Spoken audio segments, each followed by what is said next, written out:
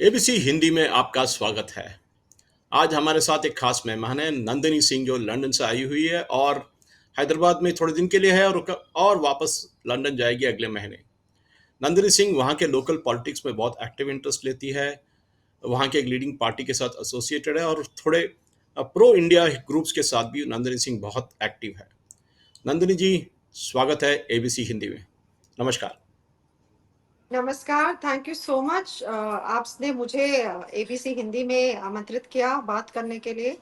अ, आप मुझे बहुत अच्छा लग रहा है भारत में डिजिटल, स्पेशली डिजिटल वगैरह चीज़ों को देख के। तो अ, कुछ कुछ लोग कुछ हफ्तों के लिए मैं यहाँ हूँ और आप जानते हैं यूके में अभी काफ़ी तनाव की स्थिति है, तो आगे वार्तालाप करेंगे धीरे इस बारे में तो भी। उसी के बारे में बात करेंगे नंदिनी जी। तो मैं आपसे यही पूछना चाह रहा था कि अब जो इलेक्शन हुए थे, शायद 1 महीने हो रहा है इलेक्शन होते हुए, और सर के स्ट्रामर जो लेबर पार्टी के लिए 400 पार लेके आए थे, ये इलेक्शन के बारे में आपका क्या कहना है? इसमें कंजर्वेटिव पार्टी का हार इतनी बुरी तरह हुआ या कुछ है उसमें सोचने के लिए?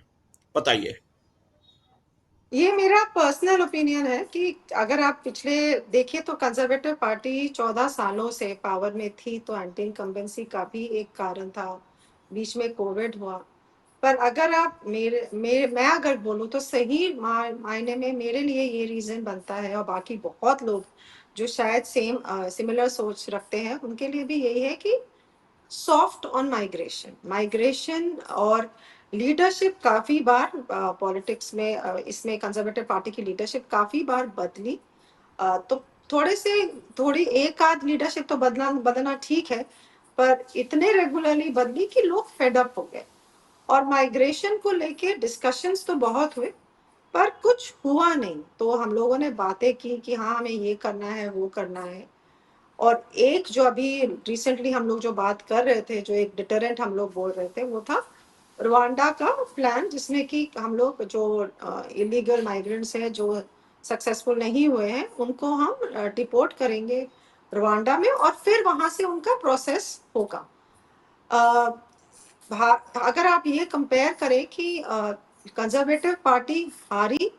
हम लोगों के मई में काउंसिल इलेक्शंस हुए थे, और मई के काउंसिल इलेक्शंस खत्म ही हुए थे। किसी ने ये नहीं कल्पना की थी कि इतनी जल्दी ऋषि सुनक जनरल इलेक्शंस बुलाएंगे। तो टाइम फ्रेम हमारे पास बहुत कम था to prepare for the general elections. और साथ में बहुत सारे फैक्टर्स थे, जिसमें जैसे एनएचएस की स्ट्राइक्स भी काफी हो रहे थे। कुछ कुछ चीजों में थोड़ी थोड़ी पॉजिटिविटी दिखने लगी थी, जैसे माइग्रेशन को लेके या फिर इन्फ्लेशन फिगर्स को लेके। पर ऋषि सुनक ने इतने जल्दी इलेक्शंस बुलाई, ये किसी ने नहीं सोचा था।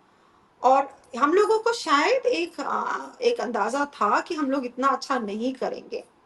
पर एक बहुत महत्वपूर्ण कारण मैं ये जरूर बोल सकती हूँ कि जिस तरह से नाइजल फराज ने रिफॉर्म पार्टी को यूनाइट किया, और जिस तरह से इलेक्शंस हुए, हमारा कंजर्वेटिव्स के बहुत सारे वोट्स, आप अगर सोचिए कि 4 million plus votes reform party को मिले हैं।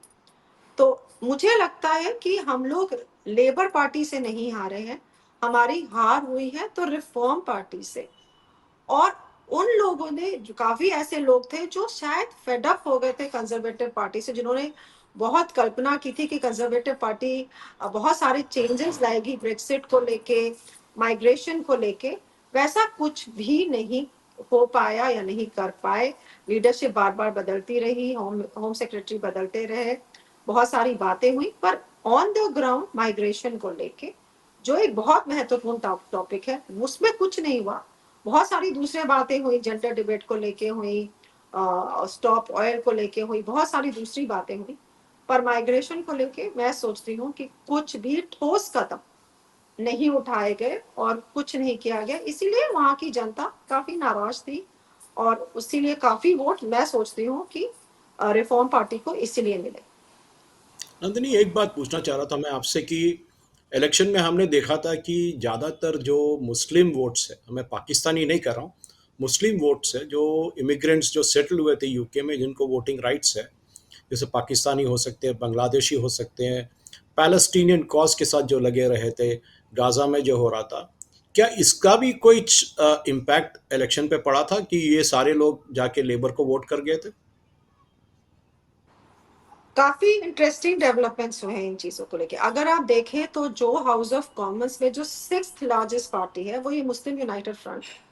और इस इलेक्शंस में एक चीज बहुत बहुत हम लोगों ने बहुत ये देखी है कि जो मुस्लिम समुदाय था, जो ये गुस्सा हुआ था लेबर पार्टी से, उनका काफी गुस्सा और आक्रोश एक्चुअली लेबर कैंडिडेट्स के ऊपर निकला। जेस फिलिप्स जो बर्मिंघम से कैंडिडेट थी, उनके काफी सपोर्टर्स के ऊपर असॉल्ट्स हुए, टायर्स को स्लैश किया गया। तो कंजर्वेटिव कैंडिडेट्स के ऊपर इतना गुस्सा नहीं था। काफी लेबर पार्टी के ही कैंडिडेट्स ने लेबर पार्टी छोड़ी फिलिस्तीन को लेकर और इंडिपेंडेंट लड़े, और वो जीते हैं लेबर के अगेंस्ट।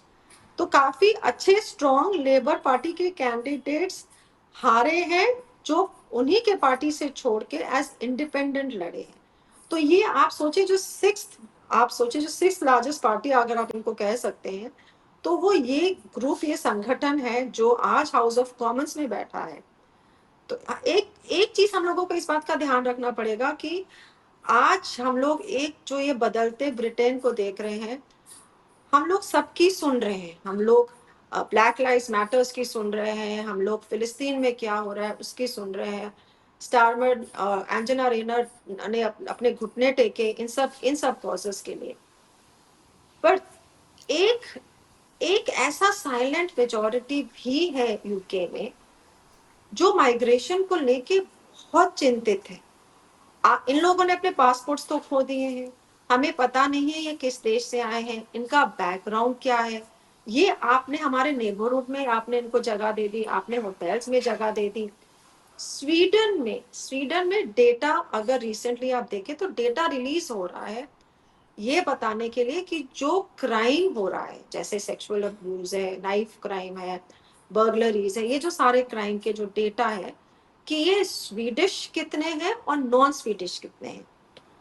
अगर इस तरह का डेटा ब्रिटेन करेगा, बताएगा, तो हम इसको कोरिलेट कर पाएंगे। तो आज ये जो एक एक जो ये आक्रोश, जो ये गुस्सा, जो ये रायट्स आप देख रहे हैं, अभी जैसे डोना जोन्स जो पुलिस एंड क्राइम कमिश्नर है हैम्पशायर और आइल ऑफ वाइट की, उन्होंने कहा था कि आप इतने लोगों को अरेस्ट तो कर लेंगे, आप इनको बंद भी कर देंगे। ये उनकी सोच है, उनके विचार है। उन्होंने कहा था पर इससे आप इस प्रॉब्लम का रूट कॉज को नहीं हटा पाएंगे। जो ये एक इनके अगर गुस्सा हो रहा है वो किस कारण हो रहा है। एम्प्लॉयमेंट की प्रॉब्लम्स है, इन्वेस्टमेंट की प्रॉब्लम्स है, एजुकेशन की प्रॉब्लम्स है।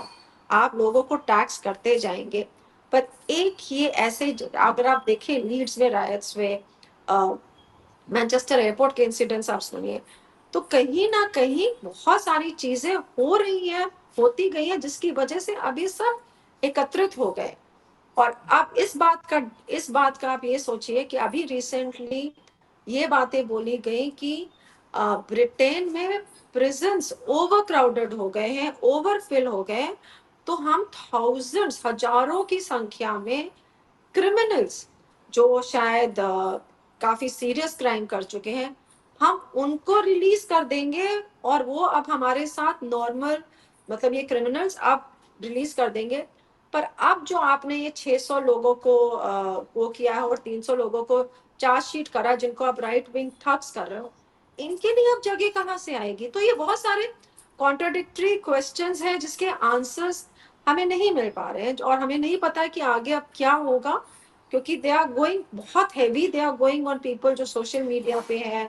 अगर आप प्रोटेस्ट में जाके सिर्फ खड़े हो रहे, अगर मैं ये सोचती हूँ कि हाँ, ये प्रोटेस्ट में मैं सिर्फ खड़े होके देखूं तो क्या हो रहा है, तो मैं भी अरेस्ट हो सकती हूँ। हालांकि मैं शायद उस प्रोटेस्ट के साथ की हिस्सेदारी नहीं हूँ, पर अगर मैं सिर्फ वहां पे जाके खड़ी हो रही हूँ, तो आप ये सोचिए, ये कल्पना करिए कि आज के ब्रिटेन में ये हालात है कि अगर मैं सिर्फ वहां जाके खड़ी होती हूँ, तो आज इस चीज का भय है कि मुझे भी अरेस्ट किया जा सकता है। ये सच्चाई लगता है। है कि ये लगता है कि चाइना या नॉर्थ कोरिया बन गया यूके, अपना नाम बदलना पड़ेगा शायद। नंदिनी जी, उसके आगे देखते हुए हम ये देखें कि आपने बताया कि इलेक्शन में क्या हुआ, वोट कैसे बढ़ गए।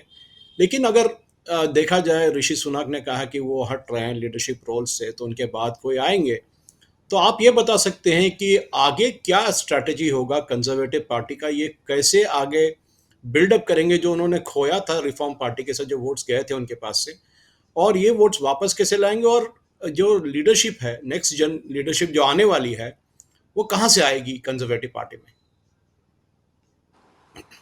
बहुत अच्छा प्रश्न है सुरेश, और मैं उम्मीद करती हूँ कि जो हमारी गलतियां, जो नुकसान, इतनी भारी बहुमत से जो लेबर पार्टी जीती है और हमारी हार हुई है, मैं उम्मीद करती हूँ कि इससे इनको सीख मिली है। 6 कैंडिडेट्स हैं, फ्रेमिस वेला ब्रावर्मैन तो अब नहीं है लीडरशिप के रेस में, पर हाँ, टॉम टुगनहार्ट है, जेम्स क्लेवरली है, केमी बैडनॉक है, डेम प्रीति प्रीति पटेल है, और ये रॉबर्ट जेनरिक है, और मेल स्ट्राइड है।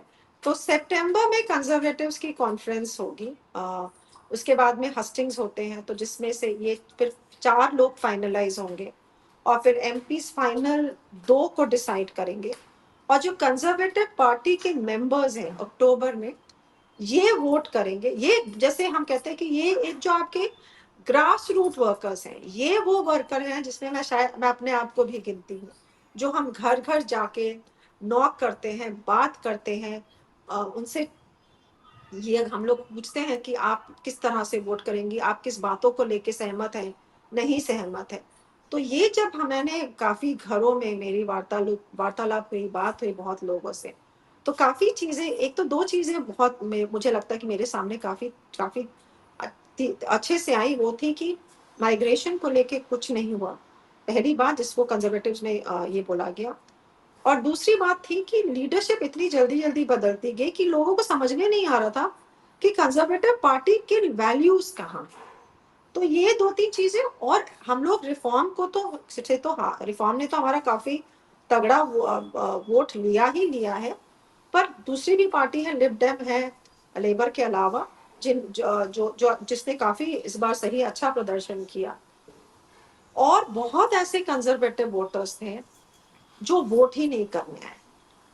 तो अब हमें इन दोनों के बारे में सोचना है कि वो हमें क्यों नहीं वोट करे, और इस बार अब हमें ऐसा लीडर लाना है जो पार्टी को यूनाइट करे, और जो पार्टी में एक ऐसा जोश लाए, जो अभी जोश बिल्कुल सच्ची में मैं बताऊं तो किस हद तक, काफी हद तक ठंडा पड़ गया है, क्योंकि हम लोग भी निराश हैं।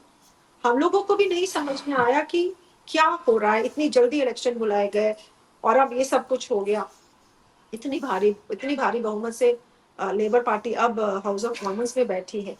तो है, बहुत अच्छे लीडर्स हैं, मैं बहुत खुश हूँ कि ये 6 लीडर्स इस बार कंटेस्ट कर रहे हैं लीडरशिप के लिए। मैं इसमें से 3 लीडर से मिल चुकी हूँ, टॉम टुगनहार्ट से, प्रीति पटेल से और केमी बैटनॉक से। बाकी तीनों से तो मैं नहीं मिली हूँ, पर मैं इतना जरूर जानती हूँ कि इन्होंने नेशनल सेफ्टी सिक्योरिटी पे और जो ये कहते हैं कि इन्वेस्टमेंट वगैरह पे इनका फोकस काफी रहा है। तो अक्टूबर एंड नवंबर अर्ली में हम लोगों को पता चल जाएगा कि ऋषि सुनक को जो रिप्लेस कर रहे हैं लेबर पार्टी, हमारे जो नए लीडर कौन होंगे, और इनके अंदर इतनी शक्ति, इतना जोश होना चाहिए कि ये अभी जो हम लोग, ये जो एलॉन मस्क जैसे, जो इस ट्विटर पे और एक्स पे जैसे अभी बोलते हैं कि 2 टियर, वाकई में ये बहुत सारे लोग महसूस कर रहे हो। इन लोगों की आवाज जो इतनी दबाई गई है, इनकी आवाज कोई नहीं सुन रहा है। इनकी आवाज अब इस लीडर को हाउस ऑफ कॉमन्स में बनना ही पड़ेगा, बहुत अच्छा, क्योंकि बहुत अच्छा। कोई इनकी बात नहीं कर रहा है, कोई भी इनकी बात नहीं कर रहा है। मैं एक चीज और, सुरेश, अगर मेरे पास 2 मिनट है, मैं एक चीज और बोलना हाँ चाहूंगी। जी। मैं भारत में हूँ 15 अगस्त के लिए, यहाँ पे इतनी जोश से हर घर तिरंगा, हर घर हाँ जी। तिरंगा यहाँ पे इतनी जोश से हो रहा है। कोई फर्क नहीं पड़ता आप किस समुदाय के हैं, आप भारतीय हैं, आप भारतीय मूल के हैं, आप भारत में रह रहे हैं।